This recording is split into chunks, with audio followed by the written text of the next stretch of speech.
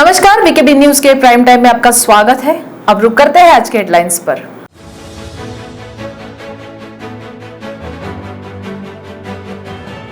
नागपुर के मानेवाड़ा चौक पर दो आरोपियों ने चाकू की नोक पर मचाया उत्पात। लूटपाट की घटना सीसीटीवी में कैद, दोनों आरोपी गिरफ्तार।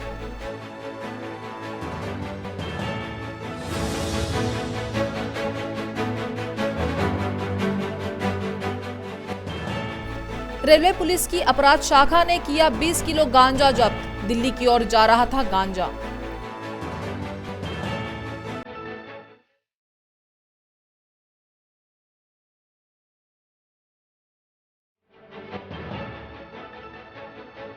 और ईडी की अत्यधिक सक्रियता पर एनसीपी सुप्रीमो ने उठाए सवाल।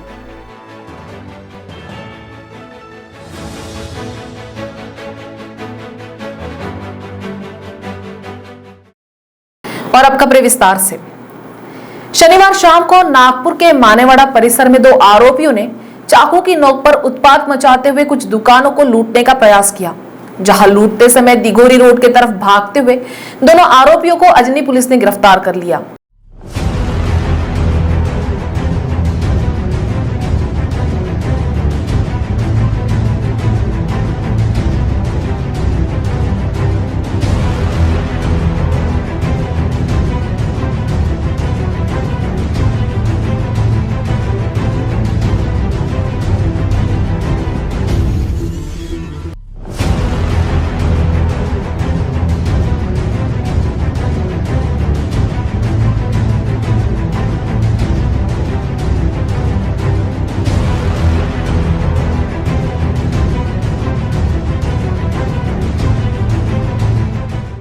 अजनी पुलिस विभाग से मिली जानकारी के मुताबिक शनिवार शाम 6 बजे के आसपास की वारदात बताई जा रही है, जहां दो आरोपियों ने दुपहिया वाहन पर आकर पहले तो मानेवाड़ा परिसर के हैप्पी फूड से चाकू की नोक पर 8,000 रुपए लूटे।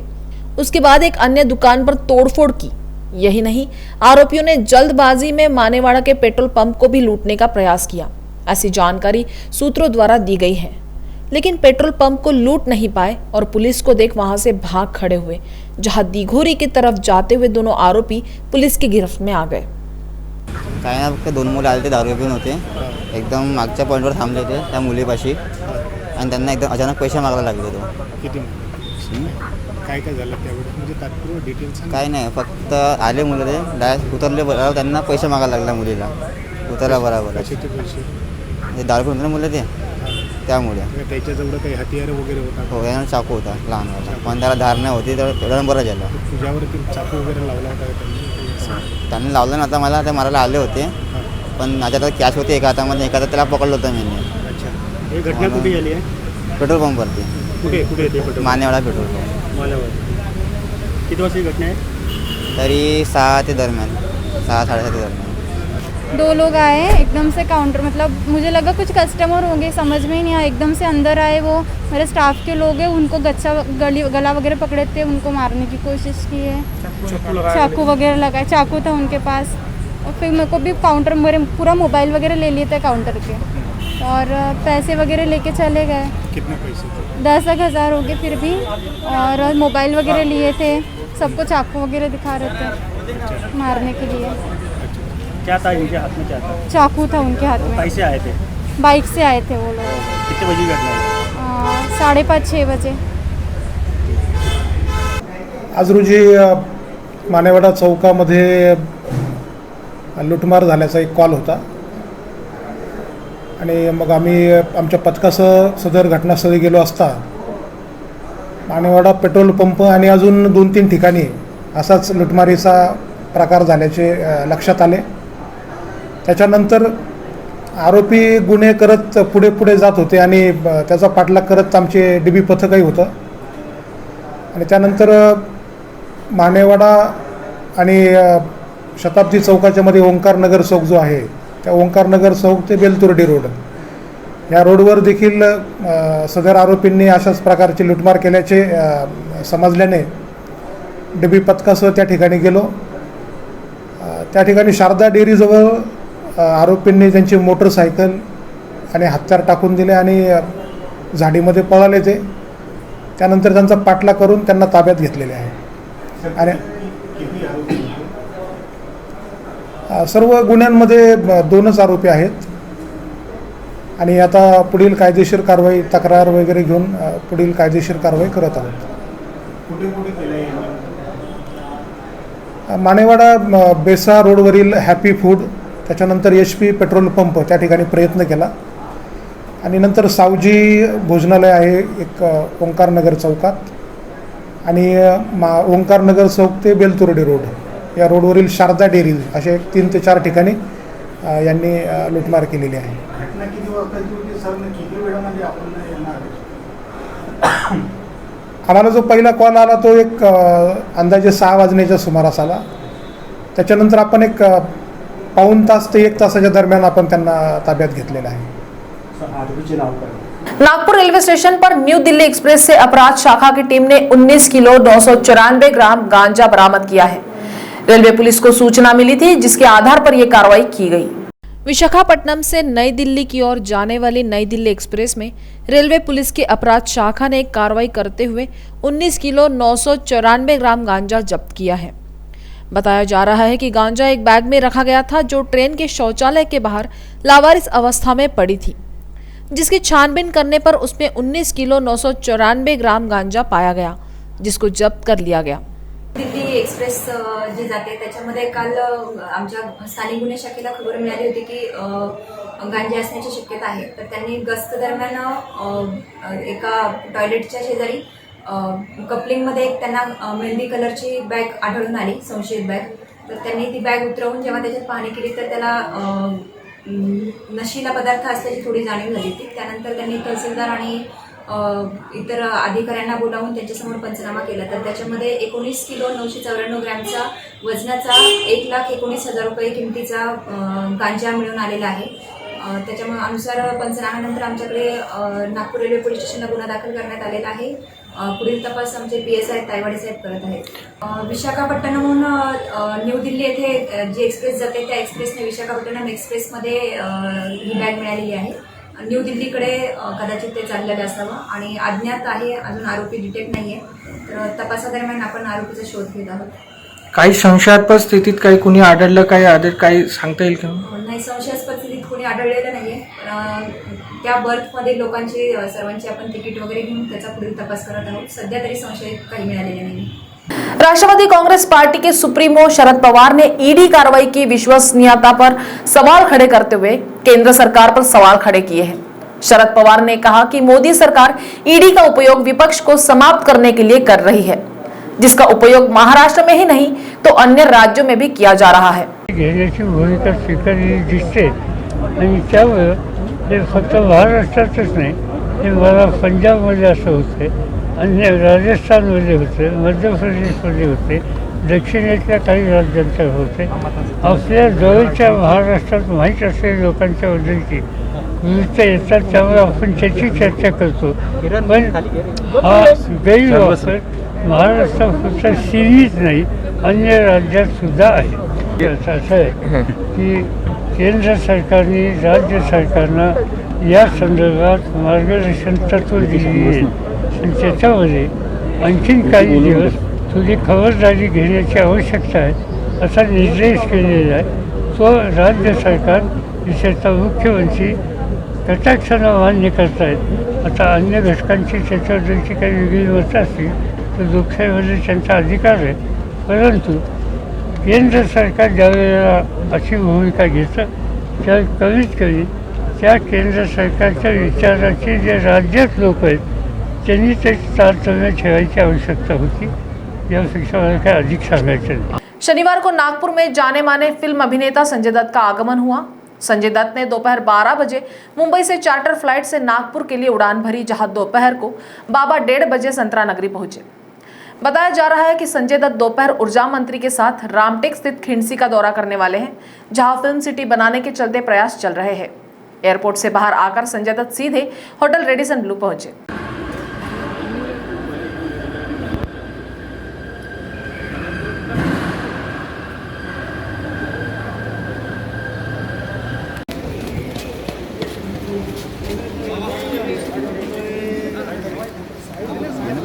शांत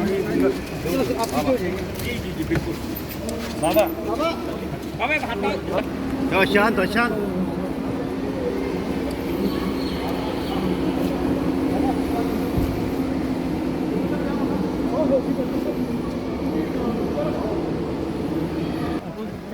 है वो बात कर रहे हैं, ब्लूटूथ से बात कर रहे हैं, मतलब मैं बात भी करता हूँ।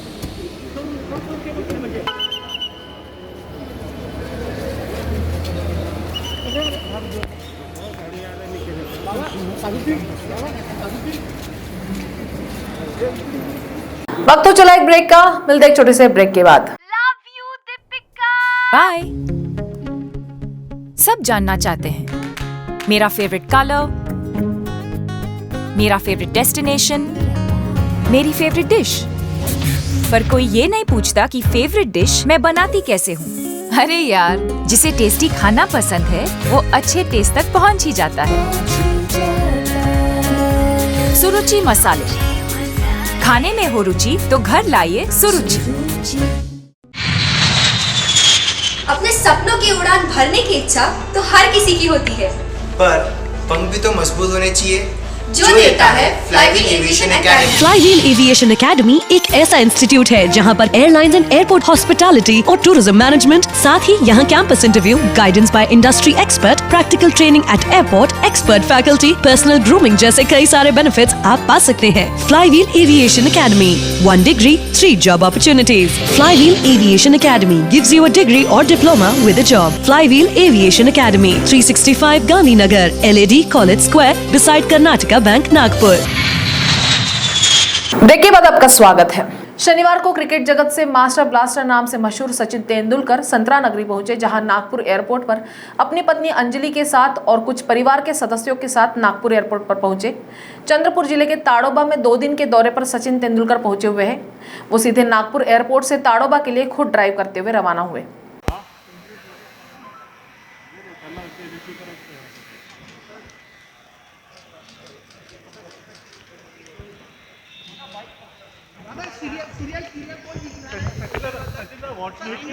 Come again and again to Tadoba.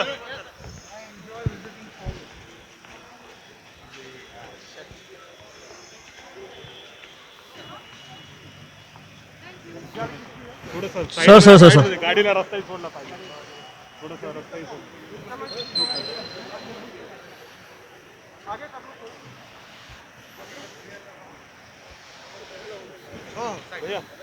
हाँ, बस हम लोग साइड में हो जाएंगे।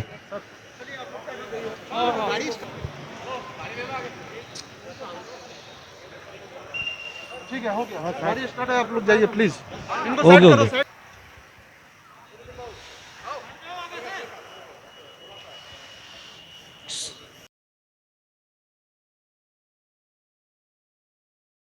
महाराष्ट्र में मंदिर और धार्मिक स्थलों को खोले जाने की मांग को लेकर अब महाराष्ट्र नवनिर्माण सेना ने भी अपना मोर्चा खोल दिया है। शनिवार को महाराष्ट्र नवनिर्माण सेना ने शहर के गणेश टेकड़ी परिसर में मंदिर खोले जाने की मांग राज्य सरकार से की है।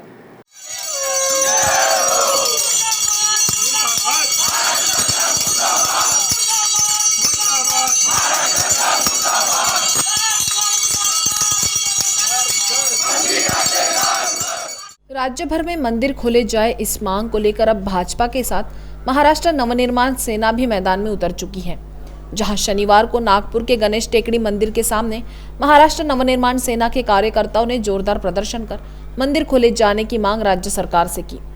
इस दौरान महाराष्ट्र नवनिर्माण सेना के नेता हेमंत गडकरी ने मंदिर और धार्मिक स्थल जल्द खोले जाए, अन्यथा मन से आंदोलन करेगी, ऐसी चेतावनी राज्य सरकार को दी है।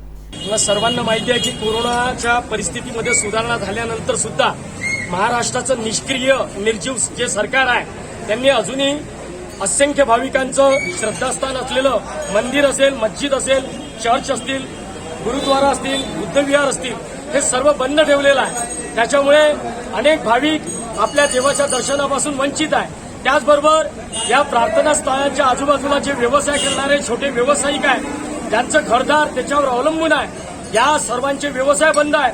त्यांच्या घरामध्ये खाण्याचे वांदे होत आहेत, तरी सुद्धा उद्धव ठाकरेंचं सरकार हे बघ्याची भूमिका घेत आहे। अशा अवस्थेमध्ये सर्वसामान्यांचे जननायक असलेले महाराष्ट्र नवनिर्माण सेनेचे अध्यक्ष सन्माननीय राजसाहेब ठाकरे यांनी या झोपी गेलेल्या सरकारला जाग यावी म्हणून मंदिरं सुरू व्हावे याकरता एक आव्हान सरकारला केलेलं आहे. आणि सरकार जर का ऐकत नसेल तर महाराष्ट्र सैनिकांनी प्रत्येक मंदिराच्या समोर जाऊन घंटानाद निदर्शने करून झोपी गेलेल्या सरकारची झोप उघडावी याकरता आंदोलनाचा आदेश आम्हाला दिला होता. आणि त्यानुसार आज नागपुरातील सर्व महाराष्ट्र सैनिकांनी, महिला भगिनींनी, विद्यार्थी बांधव भगिनींनी या सर्वांनी अतिशय जबरदस्त आंदोलन या नागपूरचं श्रद्धास्थान असलेल्या टेकडी गणेश मंदिराच्या परिसरामध्ये केलेलं आहे. ओबीसी आरक्षण के बीच मचे घमासान के बीच अब उत्तर प्रदेश के ओबीसी नेता भी महाराष्ट्र में जोर आजमाइश में लगे हुए हैं, जिस पर भारतीय जनता पार्टी के प्रदेश महासचिव चंद्रशेखर बावनकुले ने इसे कांग्रेस की चुनावी स्टंटबाजी करार देते हुए राज्य सरकार के कार्यप्रणाली पर फिर सवाल खड़े कर दिए हैं. शनिवार को नागपुर के प्रेस क्लब में आयोजित औपचारिक चर्चा के दौरान चंद्रशेखर बावनकुले ने राज्य सरकार को कटघरे में खड़ा किया. मला वाटतं काँग्रेसनी ही जी मागणी लावून धरली आहे ही मुंबई महानगरपालिका आणि ठाणे महानगरपालिका या भागातल्या आणि येणाऱ्या निवडणुका डोळ्यासमोर ठेवून या मताच्या राजकारणाकडे डोळा टाकण्याकरता केलेली मागणी असावी असं मला वाटतं. कारण देशाला स्वातंत्र्य मिळून आज 75 वर्ष झाले. काँग्रेसनी यापूर्वी अशी कधीच मागणी केली नाही आणि या निवडणुकीच्या तोंडासमोर अशी मागणी करणे म्हणजे केवळ निवडणुकीचा स्टंट आहे असं मला वाटतं. केंद्राने राज्य सरकारलाच अधिकार दिले आहे, त्यांनी निर्णय घ्यावा. पण निर्णय घेताना त्या ठिकाणी नियम, अटी, शर्ती ज्या आहेत ओबीसी आरक्षणाबद्दलच्या आधीच तर मराठा आरक्षणाचा बट्ट्याबोळ केला जे दिलं होतं. ओबीसी आरक्षण ते देवेंद्र फडणवीसांनी अध्यादेश काढून दिलं, त्याचा बट्ट्याबोळ केला. आणि आता धनगर आरक्षणाचं त्या ठिकाणी काहीच सरकार करत नाही. एकीकडे जे आरक्षण होते ते संपत चालले आणि आता या निवडणुकीच्या काळात अशा गोष्टी करून त्या ठिकाणी केवळ मतं घेण्याचं दुसरं काय कारण नाही आहे. या लोकांची जमीन खसकली आहे पायाखालची. महाविकास आघाडी सरकार सर्व विकासाच्या विषयावर फेल झाला आहे आणि म्हणून मताच्या राजकारणाकरता कुणीतरी उठतं, कुणीतरी काहीतरी बोलतं. आधीच तर आरक्षणाचे प्रश्न प्रलंबित आहे आणि म्हणून हे निवडणुकीचा स्टंट आहे असं मला वाटतं. असं आहे की पहिले तर यांच्या मनात काय समजू द्या, हे निवडणुकीचा स्टंट आहे का, खरंच त्यांना आरक्षण द्यायचं आहे का, खरंच ती मागणी किती त्या ठिकाणी ग्राह्य आहे, या साऱ्या गोष्टी तपासून ठीक आहे, तरी सरकारने तपासाव्या. पण मला तर वाटतं केवळ निवडणुकीच्या मताकरता केलेली एक काँग्रेसचा नेता मागणी करतो आणि दुसरा काँग्रेसचा नेता हो म्हणतो. एक काँग्रेसच्या नेत्याने मागणी केली, दुसऱ्या काँग्रेसच्या नेत्याने विचार करू म्हटलं. आपल्याला कळतं या महाराष्ट्राला की हा निवडणुकीचा स्टंट आहे म्हणून. माननीय देवेंद्र फडणवीसांनी दोनही बैठकीमध्ये ओबीसी आरक्षणाकरता काय करावं लागेल सुप्रीम कोर्टाच्या निकालाप्रमाणे त्यांनी विस्तृत मांडलं. कायदे तज्ज्ञांनी ते मान्य केलं, बैठकीत त्यांनी मान्य केलं. पण दोनों बैठकीत माननीय देवेंद्र फडणवीसांनी राष्ट्रीय स्वयंसेवक संघ की 2 दिवसीय समन्वय बैठक रेशीमबाग स्थित डॉक्टर हेडगेवार स्मृति मंदिर भवन में शुरू हुई. जानकारी के अनुसार बैठक की शुरुआत ही देश की राजनीतिक स्थिति को लेकर हुई, जिसमें संघ के वरिष्ठों ने संगठन प्रमुखों का मार्गदर्शन किया और उनके सुझाव भी मांगे. शुक्रवार को राष्ट्रीय स्वयंसेवक संघ की बैठक शुरू हुई. संघ ने बैठक को पूरी तरह से गोपनीय रखा है. बैठक में शामिल प्रतिनिधियों के मोबाइल भी बंद करवा दिए गए. बैठक में इस वर्ष देश में होने वाले 5 राज्यों के विधानसभा चुनाव को लेकर भी मंथन किए जाने की संभावना है. बैठक रात करीब 9 बजे तक चलती रही. जानकारी मिली है कि अलग अलग संगठन प्रमुखों से अलग अलग चर्चा भी की गई है. संगठन के अखिल भारतीय स्तर के पदाधिकारी ही बैठक में शामिल हुए हैं. बैठक का मार्गदर्शन सरसंघ चालक डॉक्टर मोहन भागवत, सर कार्यवाह दत्तात्रेय होसबोले, पूर्व सह कार्यवाह भैयाजी जोशी के अलावा 5 सह सर कार्यवाह करने वाले हैं. संघ के अखिल भारतीय प्रचार प्रमुख सुनील आंबेकर भी सभी संगठनों के प्रतिनिधियों से समन्वय बनाए हुए हैं. सूत्र ने बताया कि बैठक के दूसरे दिन यानी 4 सितंबर को सभी संगठनों से उनकी कार्य रिपोर्ट ली जाएगी. भाजपा के कुछ वरिष्ठ नेताओं के आने की संभावना भी जताई जा रही है. संगठन प्रमुखों द्वारा किए जाने वाले कार्यों में आने वाली अड़चनों और उसके निराकरण के लिए सरकार के सहयोग आदि पर भी चर्चा होने की जानकारी मिली है. वाहन चोर को पता भी नहीं होगा कि उसकी कारस्तानी पुलिस को पता चलते ही उसे धर दबोचा जाएगा. अंबाजरी पुलिस ने शिकायत मिलने के 3 घंटे के भीतर ही दोपहिया वाहन चोर को पकड़ लिया। उसके पास से वाहन भी बरामद कर लिए गए। आरोपी गणेश नगर दाभा निवासी मुकेश फुलचंद शरणागत बताया गया। पूछताछ में पता चला तो पुलिस भी हैरान रह गई। मुकेश के पिता सेवानिवृत्त पुलिसकर्मी है और उसका एक भाई भी महाराष्ट्र पुलिस में है। वह विवाहित है लेकिन नशे की लत की वजह से चोरियां करने लगा है। जानकारी के अनुसार भाग्यश्री लेआउट त्रिमूर्ति नगर निवासी मुकुंद किशनराव चौरे ने गुरुवार 2 सितंबर को अपना दोपहिया वाहन रविनगर चौक पर ओल्ड दंदे हॉस्पिटल के सामने खड़ा किया। वाहन को हैंडल लॉक लगाकर वे अपने काम से चले गए। रात करीब 9:30 बजे लौटने पर उन्हें वाहन नहीं दिखा। कुछ देर में ही समझ आ गया कि वाहन चोरी हो गया। मुकेश को यह पता नहीं था कि उसकी सारी हरकत सीसीटीवी कैमरों में रिकॉर्ड हो रही है। मुकुंद शुक्रवार दोपहर 1:30 बजे अंबाजरी थाने पहुंचे और अपना दोपहिया वाहन चोरी होने की शिकायत दर्ज कराई। मामला दर्ज होते ही पीआई अशोक बागुल के नेतृत्व में जांच शुरू हो गई। तुरंत ही सीसीटीवी रिकॉर्डिंग जांची गई तो मुकेश चोरी करता दिखाई दिया। आनन फानन में पंटरों पर काम पर लगा दिया और कुछ देर में ही उसका पता भी मिला। उसे हिरासत में लेकर पूछताछ करने पर चोरी की कबूली दी। उसकी निशानदेही पर दोपहिया वाहन भी बरामद कर लिया गया। काल रोजी आमच्याकडे इथं दंडे हॉस्पिटल आहे, त्याच्या समोरून एक स्प्लेंडर चोरीला गेल्याची फिर्याद आली आमच्याकडे आणि जसं ती फिर्याद आली तसं आम्ही CCTV फुटेज आणि बाकीचं ट्रॅडिशनल आणि सगळं त्याचे काही टेक्नॉलॉजीचा वापर करून जे पोलिसिंग करू शकतो ते केलं आणि विदिन शॉर्टेस्ट पॉसिबल टाईम आम्ही आरोपीला पकडलं। मुद्देमाला सहित मुकुंद किशनराव चौरे असं ते आरोपीचं नाव आहे। त्याच्याकडून ती चोरीला गेलेली गाडी जप्त करण्यात आलेली असून त्याची अटक करून पोलीस कस्टडी रिमांड घेण्यात आलेली आहे। 7 तारखेपर्यंत त्याची कस्टडी मिळालेली आहे। त्याच्यामध्ये विचारपूस करून त्याने कसा गुन्हा केला, काय केला, इतरही काही गुन्ह्यामध्ये सहभाग आहे का याचं इंट्रोगेशन करून योग्य तो तपास करण्यात येईल। ही कारवाई आमचे ACP आदरणीय श्री अमतेश कुमार सर, आमच्या DCP श्रीमती विनीता साहू मॅडम यांच्या मार्गदर्शनाखाली आमची टीम API कपूर, आमचे दीपक अवचट, योगीराज, विजय, सतीश आणि दिनेश यांच्या टीमने केलेली आहे आणि वरिष्ठांच्या मार्गदर्शनाखाली तपास चालू आहे। कोरोना के खतरे को देखते हुए इस वर्ष भी जिले में पोला का मेला नहीं लग पाएगा। जिलाधिकारी विमला आर ने इस संबंध में आदेश भी जारी कर दिया है। पिछले वर्ष भी पोला पर्व सार्वजनिक रूप से नहीं मनाया गया था।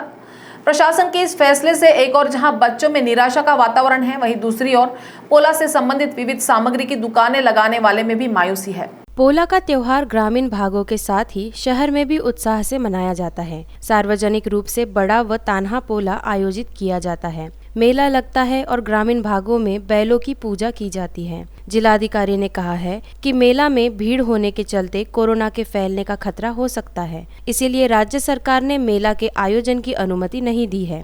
सार्वजनिक रूप से पोला मनाने पर प्रतिबंध लगाया गया है। उन्होंने नागरिकों से अपील की है कि वे सादगी से त्योहार मनाएं, सोशल डिस्टेंसिंग का पालन करें, मास्क लगाएं, सैनिटाइजर का उपयोग करें, भीड़ न करें जिससे बच्चों को भी खतरा पैदा हो। पोला पर बैलों की पूजा की जाती है। इससे संबंधित सामग्री की दुकानें बड़े पैमाने पर लगती है, लेकिन सार्वजनिक रूप से त्योहार मनाने पर पाबंदी होने से लोग घर घर में ही त्योहार मनाएंगे। खास तौर पर बच्चों को तान्हा पोला का इंतजार रहता है। कोरोना की वजह से बच्चे भी त्योहार नहीं मना पा रहे हैं। नागपुर में 5 सितंबर को नेशनल डेमोक्रेटिक कांग्रेस द्वारा संकल्प दिन का निधि प्रदान सम्मेलन का आयोजन किया जा रहा है। शहर के आमदार निवास में होने वाले नेशनल डेमोक्रेटिक कांग्रेस के इस कार्यक्रम की जानकारी शुक्रवार को NDC के राष्ट्रीय अध्यक्ष एडवोकेट धनंजय वंजारी ने पत्र परिषद के दौरान दी।